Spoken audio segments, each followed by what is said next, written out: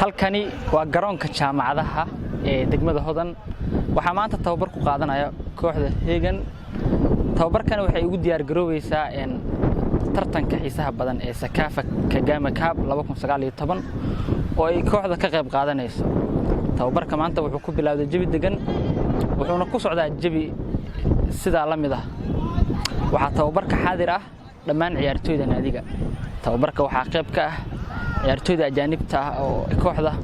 sanadkani u matalay horyaalka sidoo kale kooxda tartanka waxa u matali doona ciyaartooy ajaanib ah oo kooxda amaah ku qaadan doonto waxa kamid ah daafaca kooxda kubadda cagta ee madbacada Abdinuur wuxuu kooxda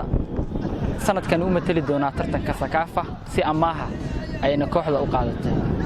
sidoo kale waxa jiri doono ciyaartooy cusub oo naadiga ku soo biiri doono